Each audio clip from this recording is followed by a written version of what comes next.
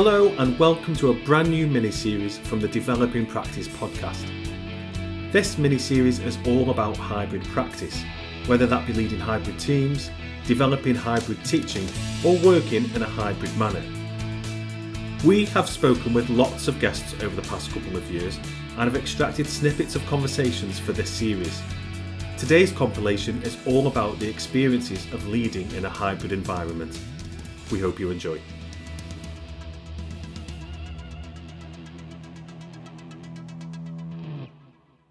And I thought the interview had gone quite badly until, I'd come in to the interview and I remember this moment of, I think I was the last candidate of the day and there were just kind of half drunk mugs of coffee and bits of biscuits and kind of mess all over the place. And there was a volunteer, I think, who was clearing the room. And so I was invited in, and rather than sitting down and, doing my tie and looking all professional, I started to clear the room, which obviously made me stand out from perhaps some of the other candidates. But I remember thinking, oh no, they think they're interviewing a T-boy. But it was just a, well, if the room needs clearing, I may as well clear it. But I think sort of halfway through the interview, this panic of they're going to offer me the job. And sure enough, driving home back to Oxford, I got the call from the chair of trustees saying, that they'd be delighted to offer me the job. And I remember saying, I can't accept it at this point because I've got people to talk to. I've got a wife, 2 young children. We've got to uproot our entire lives. I just need some time to think about this. And then spent the following 3 days in panic, thinking kind of what on earth do we do here? But it's a point in our lives when it just made sense you're better to regret the things you have done than the things you haven't. And I thought, well, even if I make a mess of it, it'll be an interesting experience. And so here we are 10 years later. Yeah, but it's a case of following my heart, I think. So what I really like about that story is what you were saying about clearing the coffee cups. And I should have said in our intro that you and I know each other outside of work. So we both volunteer as governors on a governing board for local primary school. And also our children are best friends. So we see each other quite a bit. And one thing I have noticed about you is that kind of servant heartedness. So we've had you over for dinner and you cleared our table. I remember it very clearly. You did. Because Emma was kicking me under the table. My wife was probably saying, pull your finger out.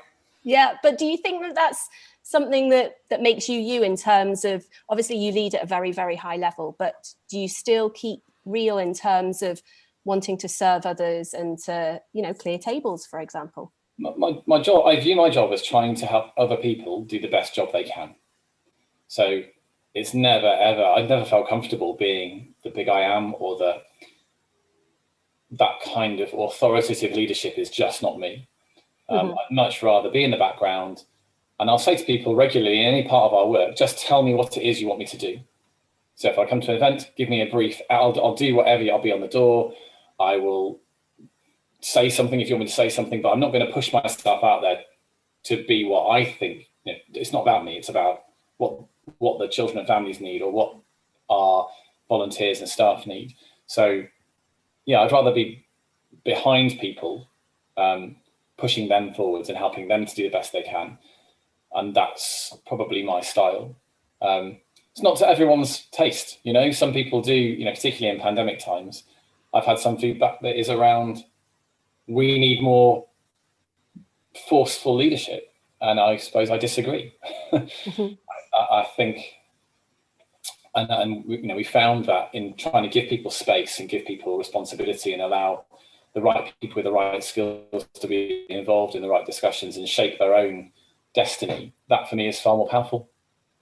And do you think that leadership style is what drew you to working in this specific field in Clare House? Do you think that for now, at least, that kind of leadership style is required when leading this charity?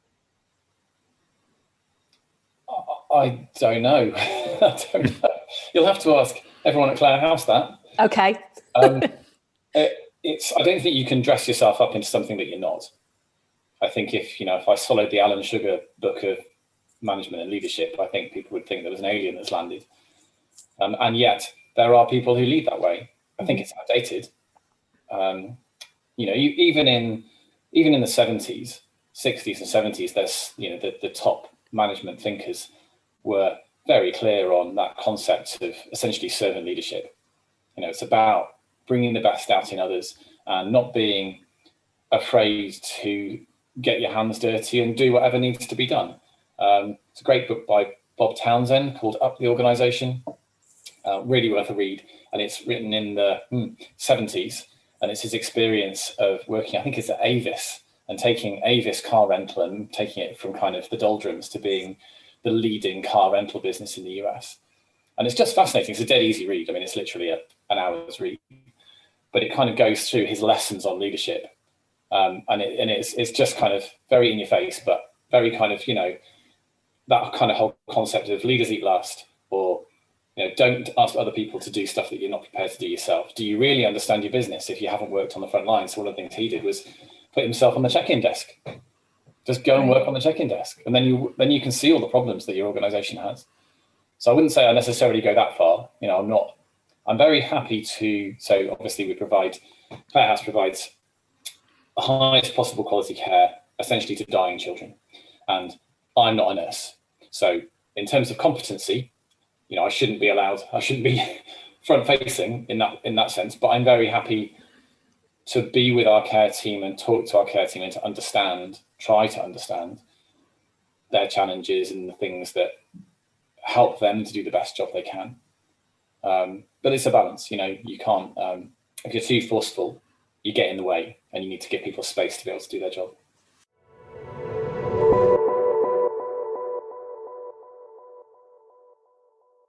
There's so many benefits to volunteering. And I like what you said, David, about, particularly on the governing board that you and I both sit on, I learn so much more than I give.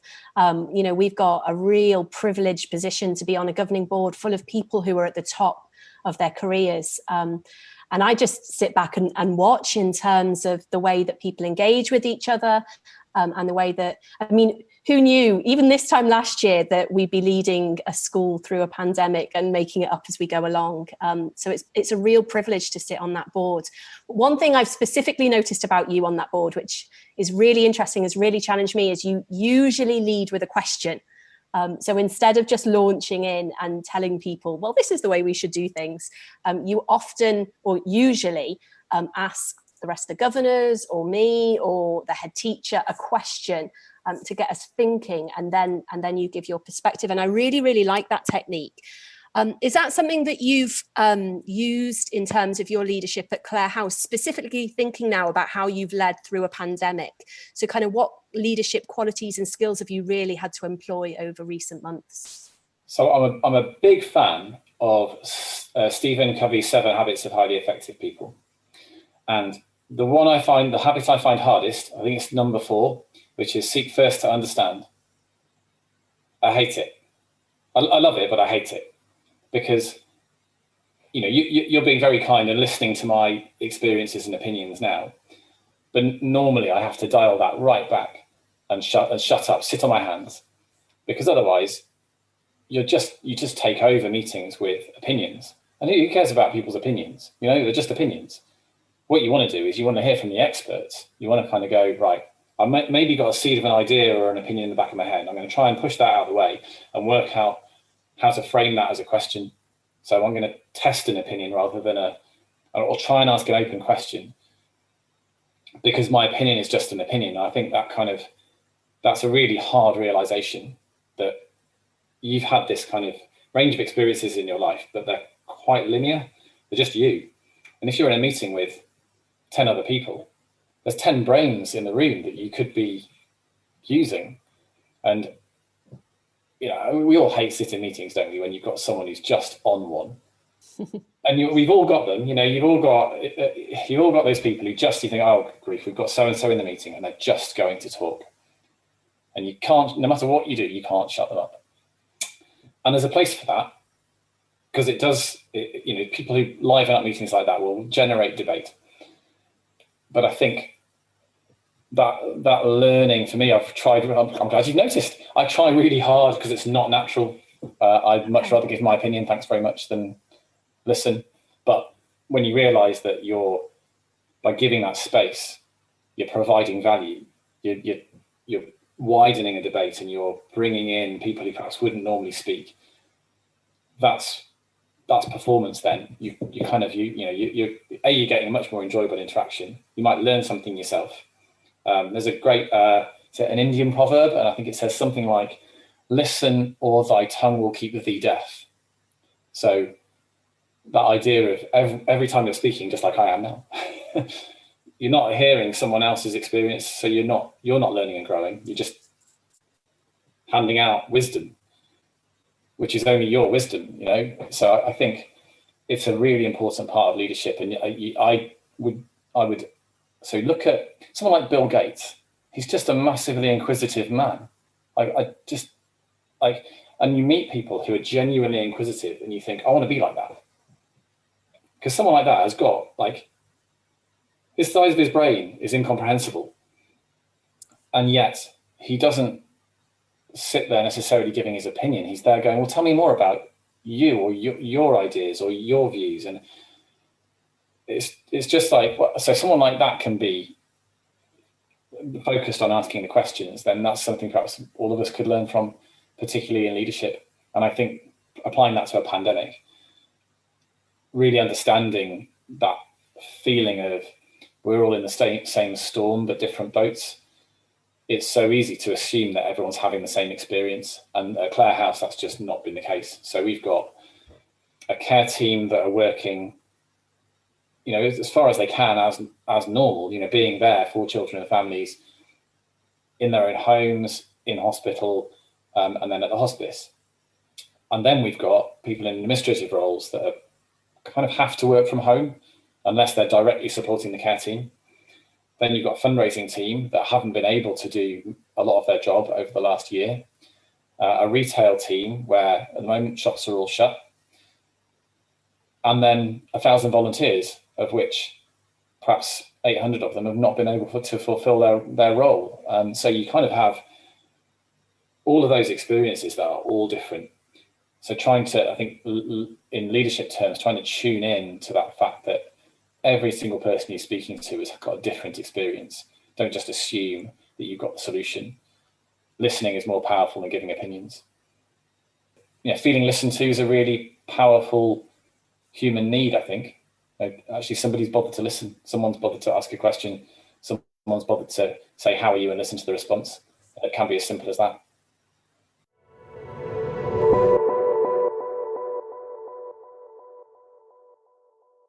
Can you tell us about how you've personally found leading Mowgli through this time?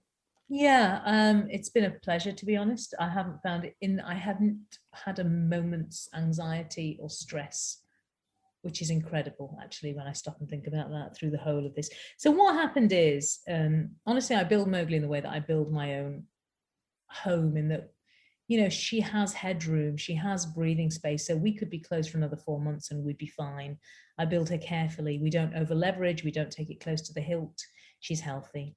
And what that meant, that security, just building her in that prudent way, meant that even before, as soon as I heard about what was happening in Italy, this is March of last year, I closed Mowgli a week before we had to, and we paid everyone in full, because I just thought, first of all, I just want to protect them from the pandemic.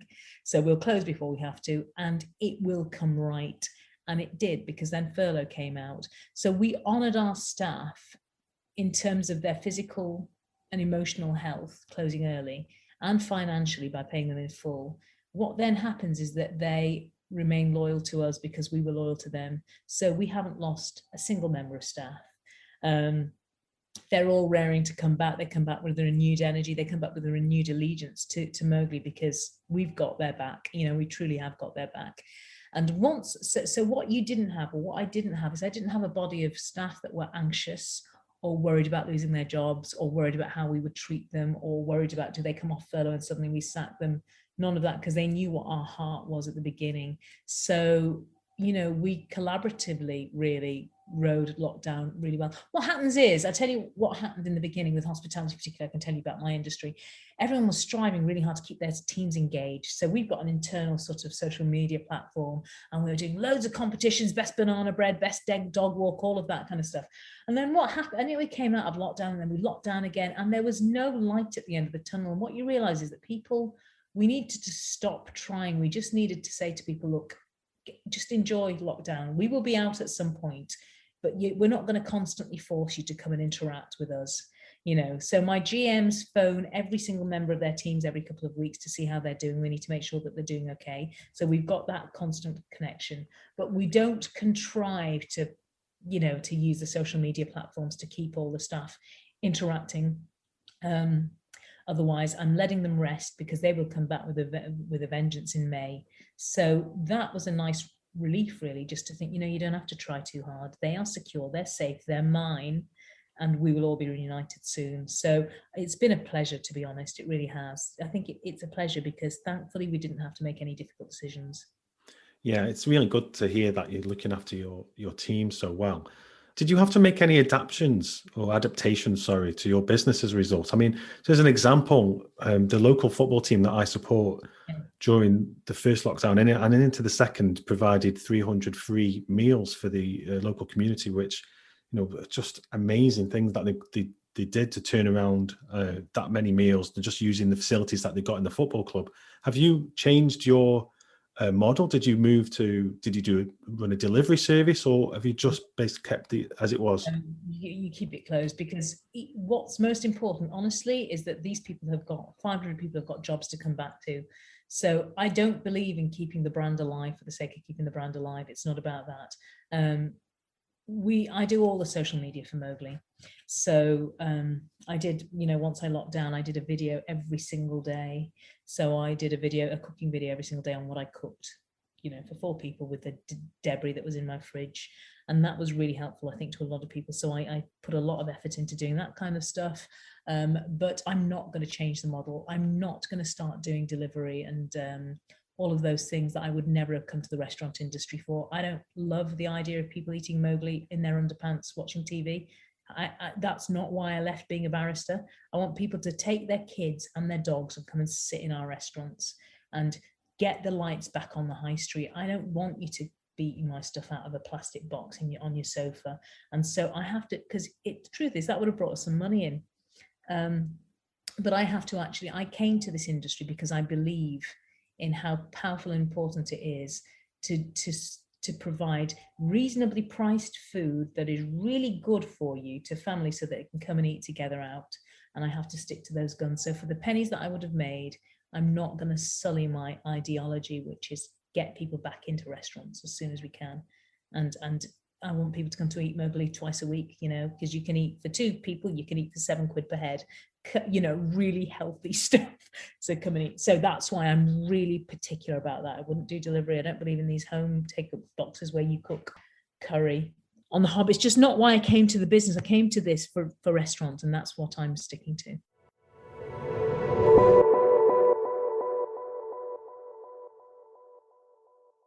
How have you managed to prioritize different services within your council so they get the support they need? I'm laughing because it makes it sound very strategic and very as though it's a very streamlined activity. It just all runs incredibly smoothly. The reality is, in a sense, it's not, because I think there's one thing about the pandemic is it's not predictable. So clearly there are some things, using Maslow's hierarchy of needs, that that you just got to do, things like child protection, making sure that the vulnerable members of our society are being supported and assisted, particularly in the hospital setting. But there's been a whole range of other things that have come along as we've gone on the journey that have just taken precedence and have jumped to the top of the list. And you just have to be flexible. I think if I had applied the kind of a methodology in my mindset as when I was in my 30s and 40s, I think I'd still be planning it and not dealing with it. Because I think the idea that there's a manual and you can just follow the Gantt charts and everything will be fine, it's just nonsense. It really is about being flexible in your approach. I found that it's got to be key. It is secondly about your teams.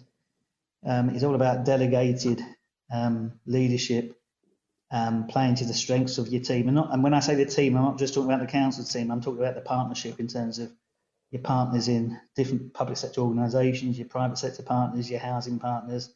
The voluntary sector particularly has been absolutely stellar in Bolton. So that's been key. And then I think the third bit is just adjusting your style as you go through it. So which does influence your priorities. I think this being truth, we probably have all been in that state in most local authorities, if most chiefs are honest about it, where it's almost blind panic from that first few weeks, because you're suddenly having to adjust the whole way of operating and working. So you have to change your style and approach. I remember being very Donald Trump-like. Maybe it's not very appropriate, but you know what I mean. It's you have to just say, look, there's no room for a negotiated conversation here. It's like, do this, get this done. Can we move that here? Get those comms sorted. And then once that kind of tension and that pressure is gone, you can then start to kind of ease off a bit, and you get into a more collaborative, participative approach.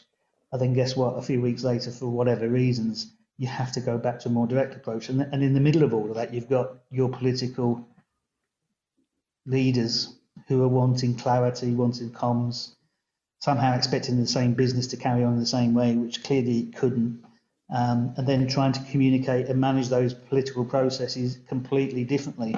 So I remember very early on, and it just shows how far we've advanced, even within about 6 weeks. In the first 2 weeks, we were on telephone conference calls because the system couldn't cope with the bandwidth in terms of the systems and technology. I will say this, and I don't mind this being kept in, politicians who had laptops, hadn't been using laptops, and suddenly found that they weren't working now that they needed them. You roll it forward to today, and last week we had a full council meeting, all done electronically, £37 million worth of cuts voted through, a huge and significant political debate, all pretty well mannered but well constructed, and not a chamber meeting or a glass of water was passed around the chamber, anything like, it was all done virtually. So all of that is a consequence, I think, of that kind of different prioritisation, but different pulling on different skills and capabilities across your team and partners, and within the kind of resources of the council to get to that kind of position. But it's just not a straight line, that's for sure. So you're saying, Tony, that potentially you had to adapt your leadership style to kind of respond to the pandemic and maybe work in a way that often felt quite uncomfortable, maybe? Yeah, it does, because I think, I mean, there were situations very early on when, you have a responsibility and duty to your employees. And suddenly you're under huge pressure around decisions or discussions around staff presence. How do you protect your frontline staff who don't have a choice in terms of doing some of the things that we have to do? But then you've got a whole range of other staff in buildings. You have a statutory responsibility. And in some senses, it goes back to, you have to use, some of it's intuitive. It's not, as I said, it's based upon probably experience and judgment on other things on a smaller scale, but you have to make some judgments. And as ever, it was almost like a kind of major incident style management, really. You're in a virtual room, although we were in a room initially in a larger room, and you're literally just kind of rattling through the things, testing people's assumptions and thinkings about what the proposition is or what the challenge is, and then coming to a fairly smart judgment. And therefore, that doesn't really fit with the kind of the way of working normally, which is what I would say is more participative, engaging, and inclusive. And certainly when it's about your partners, but we were in a situation where we just had to make some really quick decisions. And where we had delegated, for example, some aspects around comms particularly, which was really problematic, I just dragged it all back in because it was beginning to unravel, because the comms wasn't getting out to the right quality and standard, but more importantly, it wasn't in a timely manner. By the time it came out, it was almost like 2 days out of date type of thing. So we said, we've got to, so we had to change and say, look, this is the process, this is the framework, this is the methodology by which we will sign off the communications that go out, and therefore we will keep it like that. And actually, there's an element of it we still use today, because actually it was giving some quality assurance in terms of the content, but the rest of it has gone back to a more kind of delegated approach. So that's just an example.